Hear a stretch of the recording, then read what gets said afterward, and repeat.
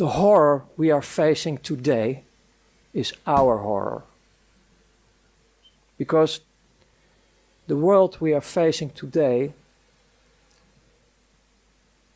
is not because of the perpetrators, it's about the billions of people who are doing nothing. And it's not pleading guilty, no. It's about being unaware. Having said that, I developed myself in a criminal way, covered by shiny import, export, and so on.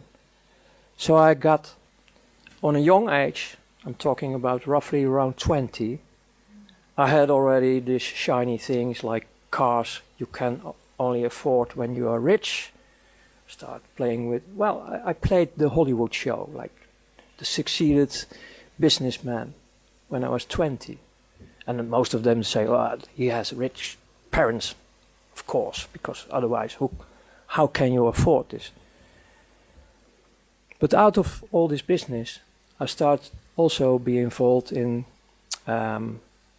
currency trading, black money. So I start to be making a little bit of business with money.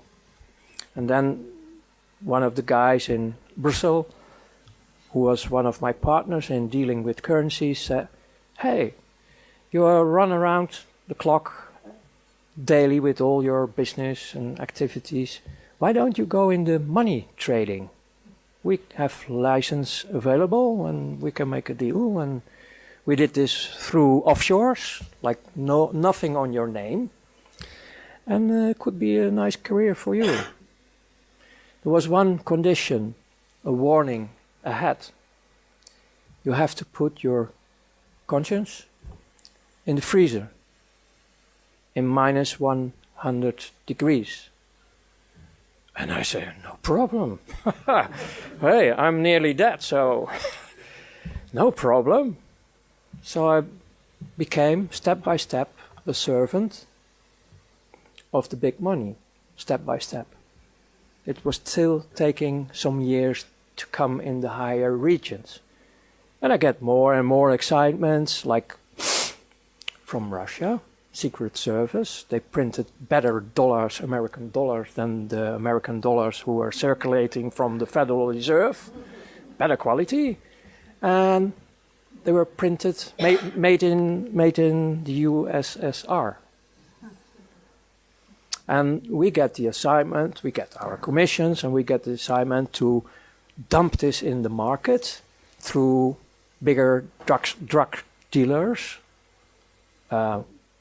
people who are dealing with weapons, all kind of criminal activity. Because that was a smoothie way to get all these huge amounts of dollars in the market through the illegal channels floating around. And afterwards it was just a part of the game to have an economic war from Russia, USSR in that time, with America. And in the opposite way they did the same. But I didn't know that in that time. So as a youngster, like 24, 25, I was already messing around with economic wars worldwide. So after all these assignments, they start to spot you. Like, hey, here's a bright guy, he's always knowing his way, like hustling here, hustling there, playing with the rules. And then they start to invite you more and more for higher assignments. Then you start to work for banks, independent. You're doing the dirty work for central banks, for multinationals, for governments, for what they call now terrorist organizations, and all secret services. Hey, secret services? Yes. And then on top, like the peach or the fruit of the cake, churches. Wow, you get the whole palette where the money floats, the big money. And you get the invitation to join in these circles to move all the money they want to move worldwide. To start wars, to start all the misery in this planet. Because there is nearly no misery on this planet in a natural way. Most of them is created. Because they keep the system running, because it's a dualistic system. They make the money only because when it's dualistic. And if we have all the ships, these energy containers they use only to suck, if they are asleep, fine, you can do whatever you want.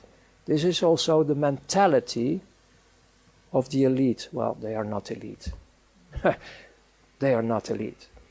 The people I worked for in the end of the days, you're talking roughly about 8,500 people on this world who run the show. In the end, because I can give you all the details about everything I did in this world, like indirectly I was killing people. Like you are in a stealth bomber, dropping bombs. I did this financial-wise as missions, like destroying temporarily the economy of Italy. And then later on, when you are in the financial market, you listen to the people who are involved, and they have a big laugh because some people were killing themselves because their companies were destroyed and they left behind women with children. And we have only a laugh about it. We joined it. That's the world I come out. My turning point was that I was so good in everything I did with my team that I was, in their opinion, ready for the last stage to be invited and sacrifice of children. That hits me. That was really going through my bunker. I couldn't handle it. It was hitting me like hell. I didn't go there. And I started to malfunction. And my whole career falls apart. And the last point I want to give you is, if we want to have liberation, don't look at outside anymore. The change will be from inside. We, the people on this planet, have to choose different. Saying we don't want this anymore. It's enough. We can decide for ourselves to stand up, to be as one again, unity and diversity, and we can cooperate worldwide with each other. And tools for this are there, because one of the main tools you need to transform is the financial, monetary, banking system I was coming out. The tools are available, like healthcare, energy, everything is already available on this planet. The only thing we have to do is connect with each other, unite with each other worldwide, and say no more. Stand up, be the change yourself. And we will be liberating ourselves and our planet. And I can promise you, really promise you, because I have still a lot of contacts worldwide, the most still in the prison system, the dark forces around them, they are screaming because their child inside of this atomic bunker wants to go out in a safe world. And we can create this safe world for these heavily damaged children. So thank you.